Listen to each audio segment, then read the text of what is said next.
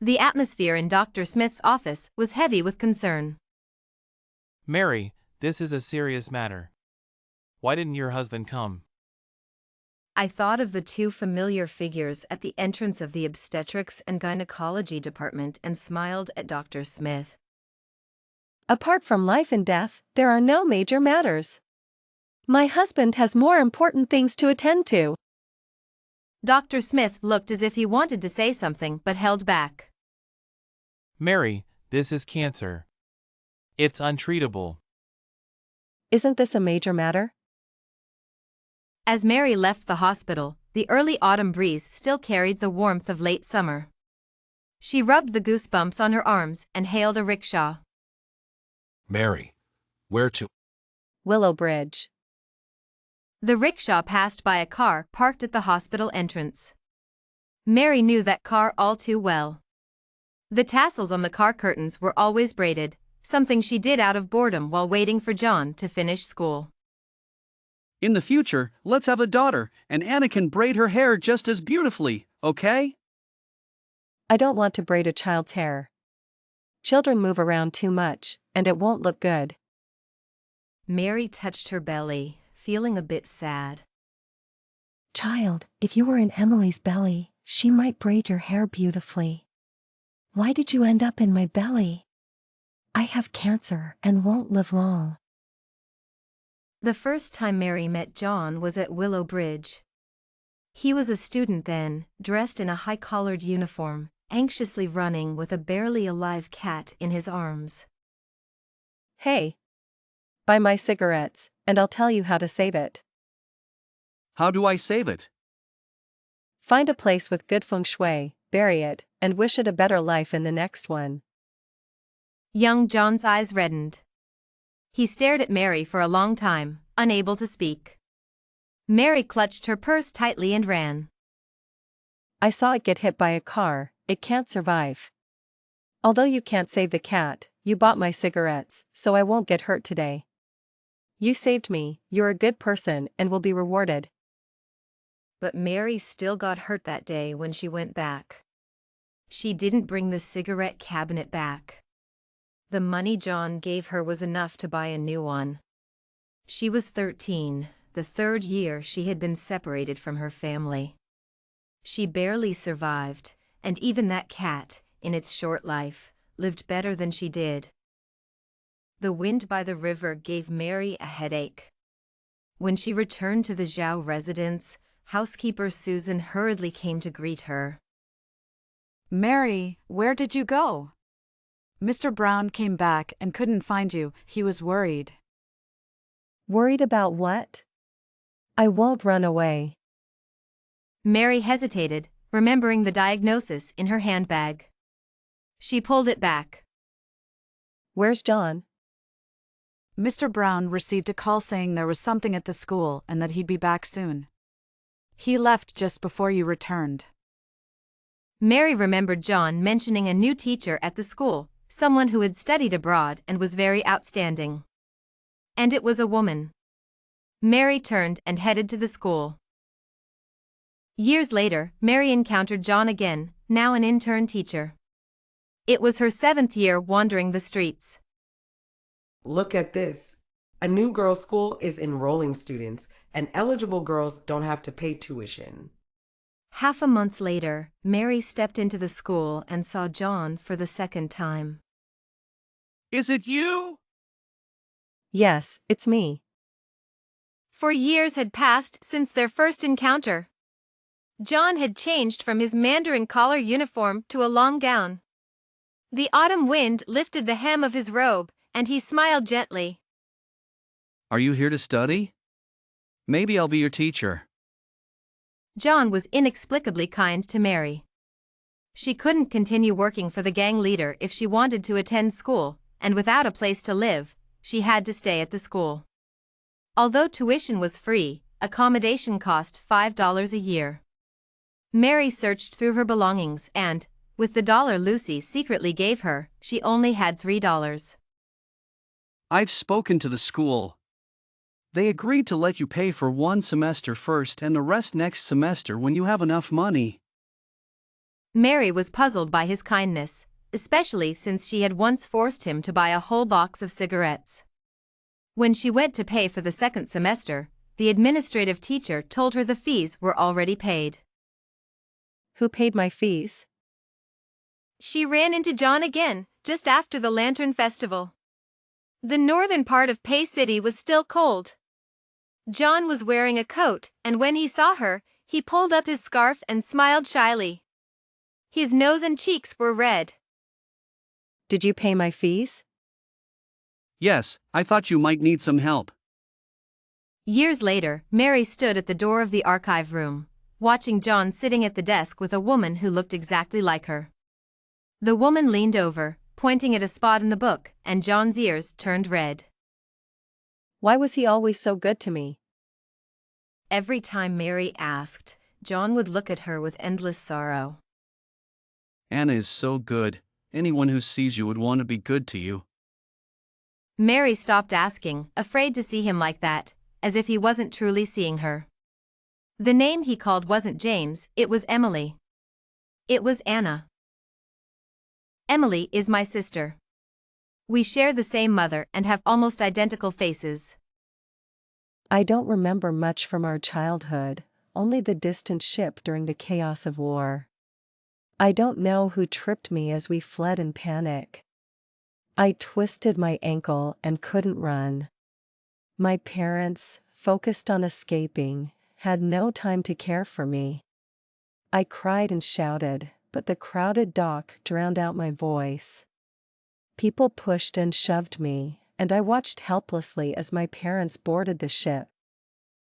Then, I saw Emily turn back, looking at me from afar through the sea of people.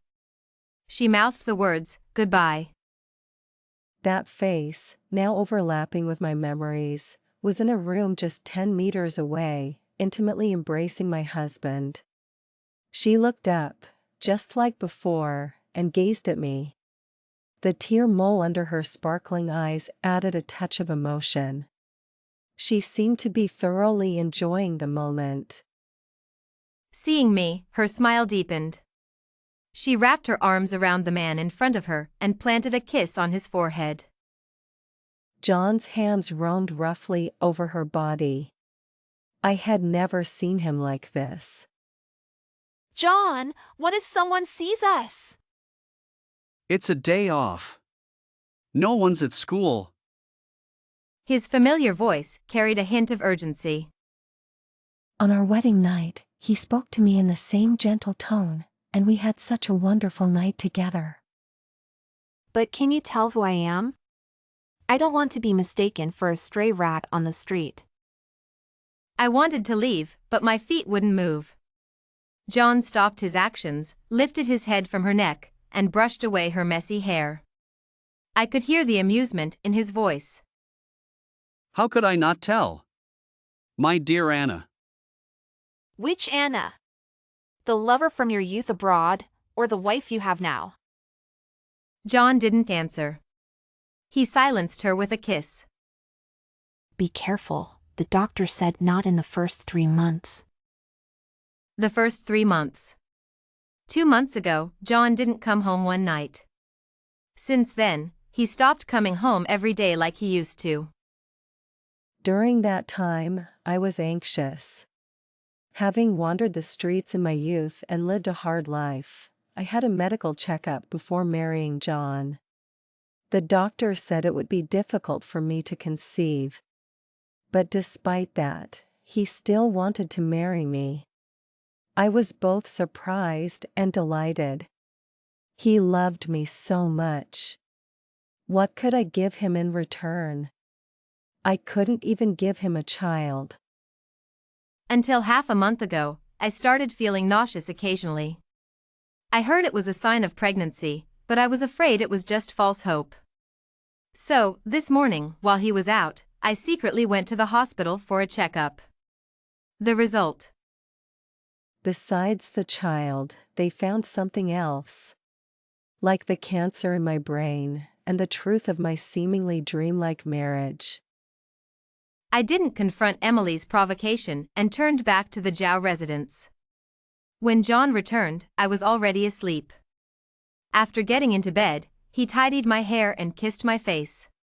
The image of him burying his head in Emily's neck made me feel nauseous.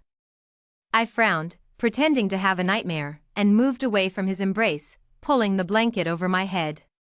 The next morning, my blanket was neatly tucked, and the spot beside me was cold, as if no one had been there. The taste of coffee was bitter.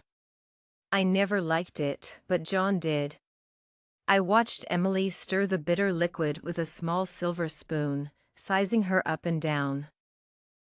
Can you drink this while expecting? She smiled. John will be here soon. He said he wants to accompany me to buy clothes. This is for him. She looked at me with a hint of mockery in her eyes. I told him he didn't need to come, but he insisted on joining. You are quite bold. John would be here soon, and she still dared to meet me. Of course, John wasn't any better. I looked at the mole under Emily's eye and understood. After all, she and I had the same features, even the mole was in the same place. What was there for John to be afraid of? Just a chat. If you don't mind, you can join us. Wouldn't that be inappropriate? When John introduces us, who should he say is his wife? John was a teacher at the Ching Tong Girls' School. His behavior had to be proper and clean. If his affair was discovered, he wouldn't just lose his job, it would be hard for him to stay in Pei City. He dared to take Emily around in public because she and I looked the same. It was laughable. He had to use a stand-in to date his true love. Seeming to notice the sarcasm in my eyes, Emily snorted heavily and stopped beating around the bush. You heard it that day. John and I were destined to be together since we studied abroad. We were already talking about marriage. If it weren't for some misunderstandings back then, you wouldn't be his stand-in. Her eyes softened as she touched her belly. Now that John and I have cleared up those misunderstandings and I am expecting you. She looked at me with disdain. John said you have health issues and it's hard for you to conceive. He doesn't love you, and you can't give him children. Now that I'm back, why can't you be more considerate? I looked at my sister. She seemed to have completely forgotten her past actions and how my broken body was her doing. I was surprised by my own calmness. Even though resentment surged in my chest, and my well-manicured nails almost dug into my flesh, I simply leaned forward and picked up the cup of coffee in front of her under her puzzled gaze. I've met other young men and women who returned from studying abroad. They are elegant, advanced in their thinking, and broad-minded, earning much respect. I used to wonder, would the sister who caused me to be separated from my family become like that? Would she become so dazzling without any guilt? The amusement in my tone twisted her expression. Unfortunately, you didn't. You became a clown who interferes in others' marriages. I walked up to her with the coffee, adjusted the veil hanging by her ear, and then flipped my hand. The bitter liquid flowed from the top of her head, following the beautiful hairstyle, some drops falling on her eyelashes and temples. "Aw!" I saw my reflection in her terrified eyes, indifferent and aloof. I never thought my face could show such an expression. John should be here soon. I hope you enjoy your date. If you can still have one. As I expected, Emily didn't dare tell John she had come to see me. She probably found some excuse to postpone their date. Just as I stepped into the Zhao residence, John arrived right after me. I sneered inwardly. Emily, the so-called perfect woman, must be feeling quite frustrated. John is very concerned about his reputation. He can't let me know about his affair with Emily. If I made a scene and everyone found out, his life would be ruined. Otherwise, Emily wouldn't have waited until now to come to me. John always carried a scent of sandalwood. I used to love that smell, but now it made me want to vomit. This was the first time in half a month that we faced each other. Sensing my coldness, John took my hand with concern, pressed his forehead against mine, and asked, "Why are you unhappy? Are you feeling unwell?"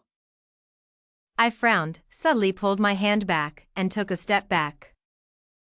No. Perhaps recalling my unusual behavior over the past few months, John's expression changed, but then he smiled gently and wrapped his arm around my waist, pulling me into his embrace. "I've been busy with a competition at school recently. Don't be mad at me, okay?" I sneered inwardly. So busy, yet you still have time to fool around with Emily. John rambled on about how busy he was at work and told me not to make a fuss. I looked up at him, feeling that the person in front of me was a stranger. The scent of sandalwood lingered at my nose, mixed with Emily's fragrance, making me feel nauseous, my stomach churning. I suddenly pushed him away and rushed to the bathroom, dry heaving but unable to vomit anything. I suggested that John and I sleep in separate rooms. He seemed puzzled but didn't say anything. In the middle of the night, John knocked on my door. "Anna, I know you're not asleep. We need to talk. I'm doing this for our family. Don't be so heartless, okay? Or, do you not love me anymore?" I opened the door and looked at John, anger turning into a bitter smile. I raised my hand to touch his face, smoothing his hair, and sighed. How could that be? I love you so much. The more I once loved you, the more I now hate you. After that day, John returned to his usual routine, coming home early after school. On Fridays, he would bring a bouquet of flowers. I patiently picked out the ones I was allergic to, threw them away, and arranged the rest in a vase by the bed. On a good weather day, I went to the hospital again. In the past, taking medicine would make me better. This was the first time I had to remove something from my body to survive. That something was my child. The doctor said I had at most 6 months to live. If I kept the child, I might not see the sun next month. How could I keep him? Unfortunately, the hospital was short on anesthesia. The doctor and nurse were sweating with anxiety. I looked down at my belly for a long time and made a decision. No anesthesia, just do it. I would remember this pain. After the procedure, I refused the doctor's suggestion to stay in the hospital. Not long after leaving, I had to squat down, clutching a stone pillar due to the unbearable abdominal pain. "Mary, slow down." A familiar voice came from not far away. My pupils dilated as I followed the sound. John was helping Emily out of the car, his eyes full of affection. That Mary was directed at Emily. There was a restaurant across from the hospital. They were probably going there to eat. Watching them leave, I breathed a sigh of relief and laughed at myself. James, you've been so ridiculous all these years. Never mind, since John prepared such a grand gift for me over the years, and I don't like owing anyone, I'll prepare a gift for him in return. At the entrance of the obstetrics and gynecology department, 2 familiar figures stood. I smiled at Dr. Smith. Apart from life and death, there are no major matters. My husband has more important things to attend to. Mary, this is cancer. It's untreatable. Isn't this a major matter? Mary wondered what Michael's reaction would be if he knew she used the camera he gave her to catch an affair. He would definitely scold her for being useless. She thought for a moment, turned around, and included herself in the viewfinder, a mocking smile tugging at her lips. Click, this is my first photo. The next day, Mary went to the photo studio to develop the pictures. It was still early when the photos were ready. She carefully packed the photos and sent them to an address, then went to the bakery to buy a small cake. Today was the Mid-Autumn Festival, her birthday. Mary said she didn't like strawberries, but it turns out she was just being coy with her husband. Mary's hand paused as she took the cake, and she smiled at the shop assistant. I've always liked strawberries. You must have mistaken me for someone else. The girl was stunned for a moment, then quickly apologized. Mary waved it off, feeling so good that she almost forgot today was also her twin sister's birthday. What bad luck! Suddenly, someone exclaimed outside. Mary looked over and saw a dirty little girl walking aimlessly onto the road, with a car speeding towards her. She can't be saved, I thought. But her body moved on its own, rushing forward. As she fell to the ground, she felt a sharp pain on her face, then everything went black. Where am I? The hospital. This voice made Mary hesitate for a moment. She turned to look, enduring the headache, and saw a familiar face from years ago. Michael. Mary looked up and down at her long-lost friend. After a trip abroad, his whole demeanor had changed. He used to be thin and frail, but now he had completely shed his youthful awkwardness. Michael, is my arm hurt? It's not your arm that's hurt, it's your brain. Still as sharp-tongued as ever. Mary thought of the condition in her brain and felt he had a point. She wanted to nod but refrained due to the headache. What happened to the child? She ran away. The scene was chaotic at the time, and no one noticed the child. Mary frowned, worried. Mary's face had been badly scraped from the ground. Though it was treated promptly, it would likely leave a scar. She took a mirror, looked at the bandages on her face, and silently put it back. Did something happen to the Shaw family? Why did they call you back? Nothing happened. I'm here to repay you. Mary remembered the silver dollar that appeared in her pocket when she was worried about accommodation and laughed. You wanted to be an anonymous hero back then, why ask for it back now? Take it from the bag. Now, they both had many silver dollars. They no longer worried about food but were not as happy as they used to be. I want to repay you with interest. The interest is, you come abroad with me. I had mentioned in my letter asking for his help, but I didn't specify the details. I didn't expect him to return to the country for this, wanting to take me abroad to provide the best medical environment.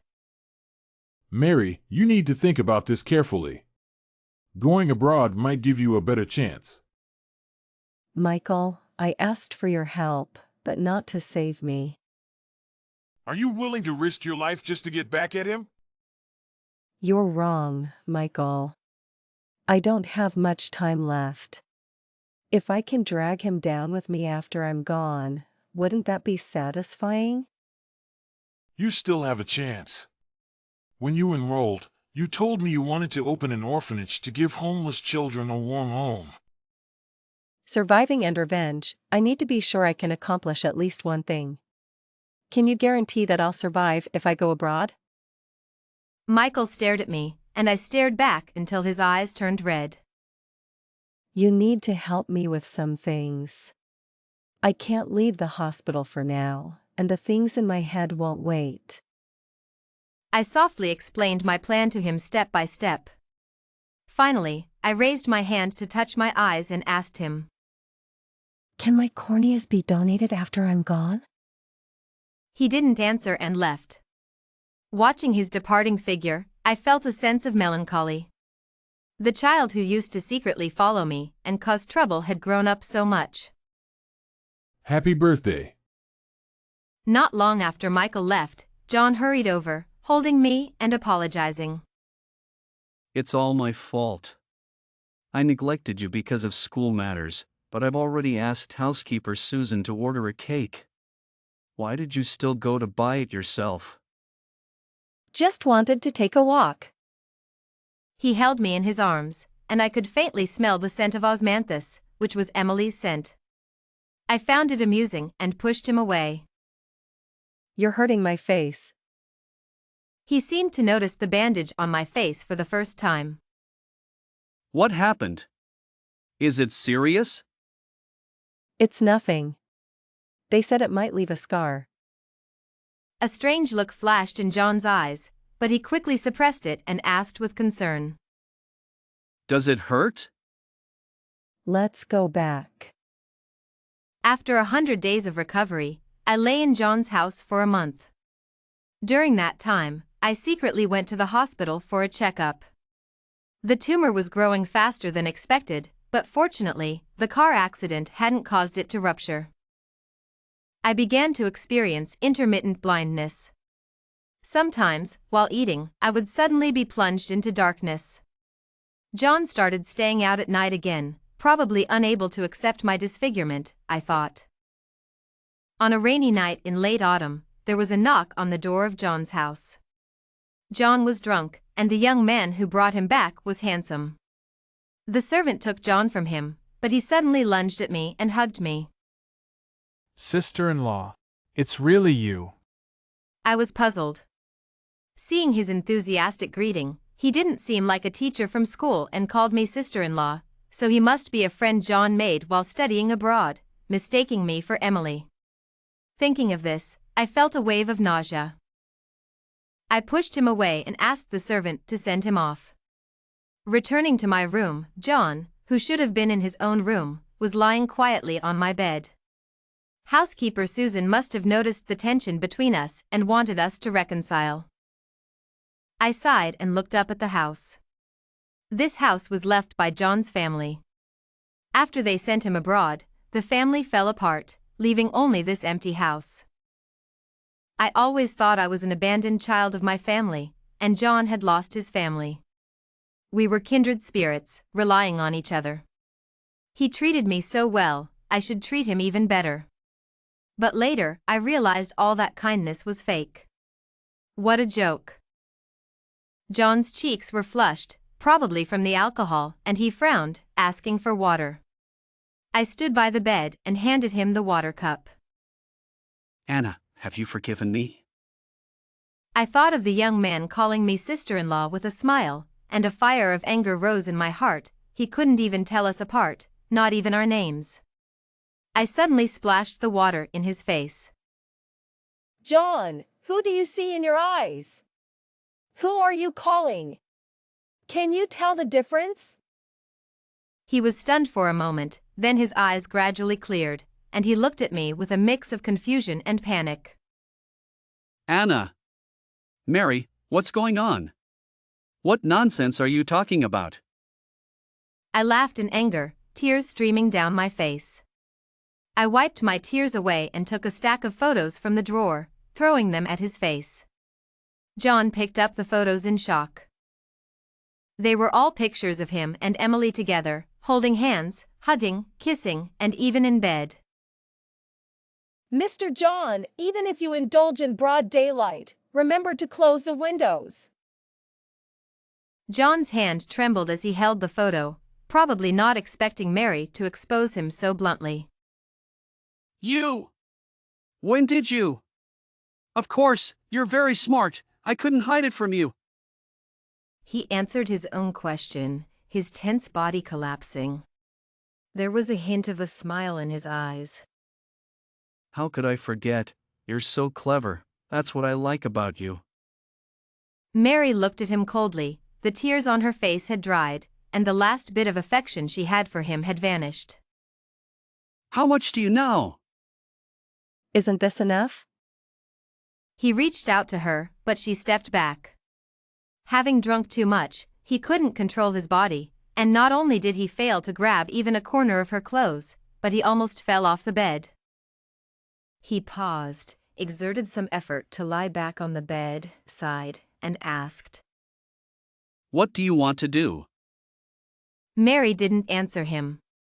The room was silent for a long time. He was waiting for her answer. That day. I didn't know Emily had returned to the country, nor did I know how she found out about my schedule. She drugged me. He continued, his voice filled with desperation. These years, I've been climbing step by step, trying to give you a better life. That period was crucial. I was under too much pressure. One wrong step led to another. Mary pressed her aching temple, not wanting to listen to his self-justification. Her vision went black for a moment, and she quickly held onto a nearby chair to sit down. But I love you. John looked at her desperately, tears falling. Even back then, when I met her, it was only because I thought. So what? You did it. Don't make excuses. Don't make me despise you, John. John's expression was desolate. Do you want everyone to know? I'm a teacher. If such a scandal breaks out, I'll lose my job. My life will be ruined. Ruin me, and what will you gain? He sighed, looking exhausted. Anna, give me a chance, will you? Mary didn't speak. The atmosphere in the room was silent for a while, and John's expression suddenly changed. His gaze towards her was like tiny poisonous needles. What good will it do you to release these photos? You and Emily look so much alike. No one in Peicheng knows her. If the photos are released, they'll just think it's you. His tone carried a hint of laughter, but more of a chilling coldness. They won't believe you. They'll just think you've gone mad. Mary smiled at Dr. Smith as she thought about the familiar figures she saw earlier. Apart from life and death, there are no major matters. My husband has more important things to attend to. Mary, this is cancer. It's untreatable. Isn't this a major matter? They began preparing Emily's dowry, planning to officially send her off next Mid-Autumn Festival after she had the baby. They sent a lot of dowry items and piled them in the courtyard. No one dared to accept them, fearing Mary's anger. They said you agreed? There was a hint of blame in his words. Mary simply nodded, not wanting to think about it. John stubbornly held her hand. It's snowing. She looked out at the dark sky, watching as snowflakes began to fall. When we got married, we only got the certificate, we didn't have a wedding. John, let's have a wedding for me. Although it was Mary's idea, John meticulously arranged everything. When trying on wedding dresses, none fit because Mary was too thin. By the time she tried the last one, she was too weak. She sat down to rest, holding the skirt. Something happened to Emily, and she was hurt. Mary sneered inwardly and let him go. When the curtain was pulled back, she saw a familiar face in the mirror. Little porcelain, you look beautiful.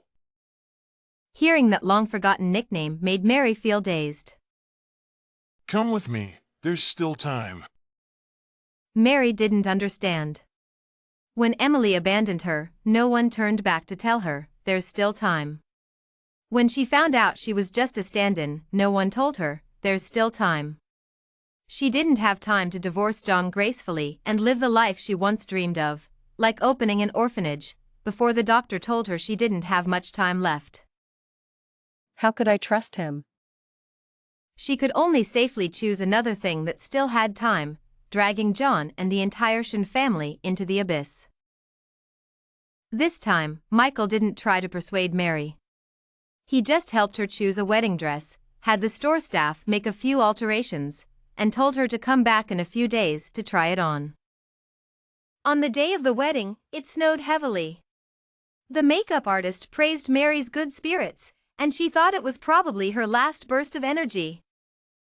I was in a rare good mood, humming a little tune in the dressing room after putting on my makeup and wedding dress. Until there was a knock on the door. Mary turned to see Michael leaning against the door, looking at her. What are you doing here sneaking away from the guests? I'm here to help you elope. Mary felt a bit flustered. Is this really necessary? She refused him once again. The spotlight was very bright. Mary gently held Mr. Brown's arm and walked step by step towards John. There were too many emotions in his eyes for Mary to distinguish one by one.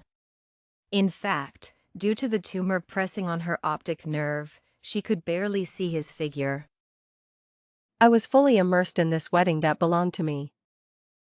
It didn't matter who the guests were, who the family members were, who the host was, or who the bride and groom were. To reminisce about the sweet memories between John and Mary, black and white images began to appear on the screen, something Mary had begged Michael to bring from abroad. It was said to have taken a lot of effort and was quite expensive. The guests had never seen such a curious thing before and stared at the screen, praising and admiring John's thoughtfulness towards Mary. Even John was captivated. However, in the next second, photos of him and Emily appeared on the screen. They were holding hands, hugging, even kissing. The style of the photos was vastly different from Mary's.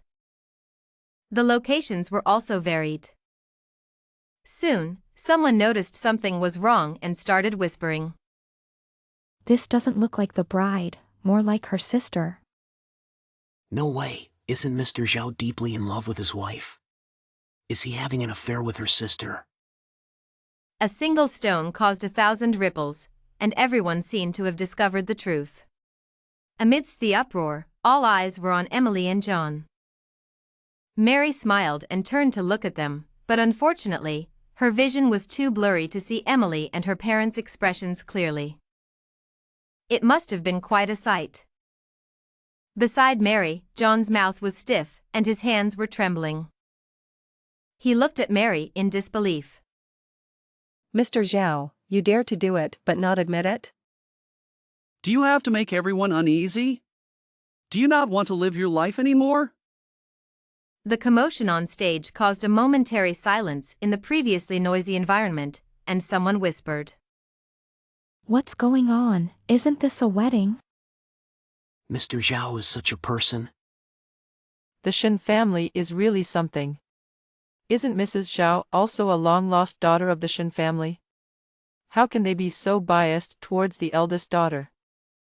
What Mrs. Zhao? She's just a stand-in. Rumors. All rumors. Mr. Zhao is so good. How could he do such a thing? Besides, there's no evidence. The guests held different opinions and started arguing. Mary watched as the wedding John had meticulously planned turned into a farce, feeling a sense of relief, and couldn't help but smile. But it wasn't enough. It wasn't chaotic enough. There were still people who believed him. At this moment, the slideshow that had been playing photos started to have sound. He doesn't love you, and you can't give him children. Now that I'm back, why can't you just step aside? What can you do by releasing these photos? You and Emily look so much alike, no one in Peking knows her. If the photos are released, they'll just think it's you. They won't believe you. They'll just think you're crazy. There were also the voices of Mr. Brown and Mrs. Brown hypocritically arranging for Mary to raise Emily's child, and the sounds of John and Emily's intimate moments. The people below turned red-faced and pale. It was truly spectacular. Mary looked at John's grim face and couldn't help but laugh. A metallic taste surged up her throat, and before she could swallow it down, it spilled from the corner of her mouth, leaving a trace of red. Do you think they'll believe me? John's face turned even grimmer. Mary couldn't read his expression, she only knew she was nearing the end. What a pity, she thought it would be a bit later. Another surge of hot blood rose in her throat. She wanted to swallow it back, but she had no strength left. She fell back. In the moment she fell, she saw the stained glass windows of the hall. So colorful, so beautiful. She didn't know whose arms she fell into, her ears buzzing, and her vision went completely dark. Look at the back of the posters. Right, those were Mary's diagnosis reports. Printed on the back of those posters, originally meant to serve as evidence of her terminal illness, to give John one last blow. But Mary couldn't see them anymore. Farewell, world. John felt the person in his arms go still, and panic surged through him. Anna! Wake up! Don't joke around! You're lying to me, right?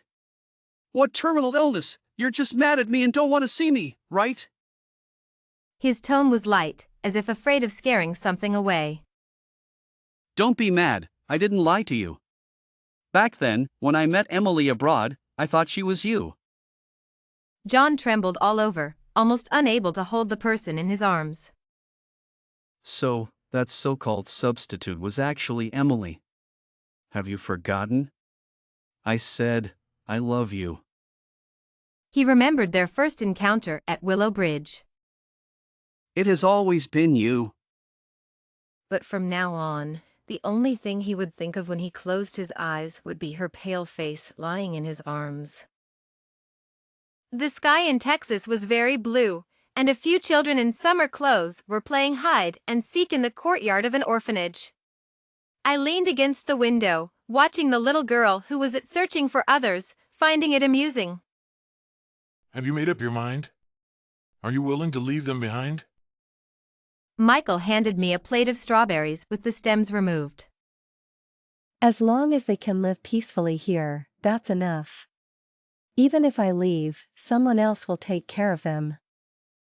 The strawberries were very sweet.